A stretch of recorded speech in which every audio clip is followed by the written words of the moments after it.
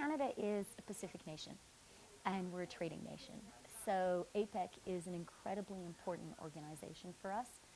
We're especially pleased to come here to Peru. We did an FTA specifically with Peru in 2009, and we had our first joint commission meeting here with the Peruvians. But look, APEC is one of the most important organizations in the world where like-minded countries in this incredibly dynamic region of the Asia-Pacific that we're all lucky enough to live in can get together and can talk about building inclusive prosperity.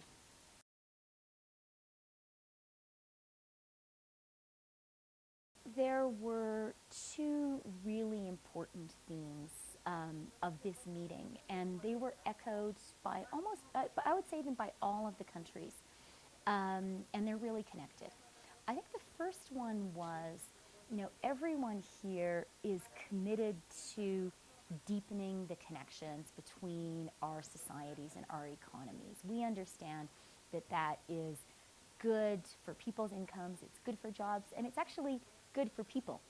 But we also understand that we're living in a very particular moment in history when, for the first time in a long time, there are very powerful popular forces that actually, instead of bringing the world closer together, want to start talking about building walls and taking the world apart. That is very much the opposite of what Canada believes in and the opposite of the position Canada wants to advance in the world. So it was great to be here and to have a really rich discussion around that concern and to start talking about how we act to counter that.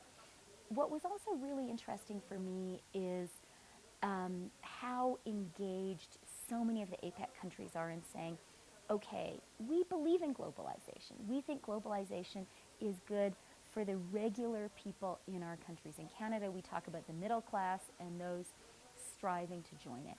And we really believe and understand that trade is good for those people. But we also talked about at this APEC, and for me these are some really important themes, how we have to work hard to build what you might call an inclusive prosperity trade agenda. In Canada, we call it a progressive trade agenda, something that emphasizes the role of small businesses, an agenda that emphasizes the role of women.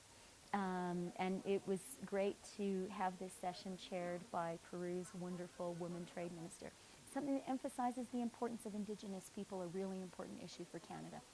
Emphasizing environmental rights, emphasizing labor rights. So those were some issues that really, really came to the fore in conversations today. They're very important for Canada.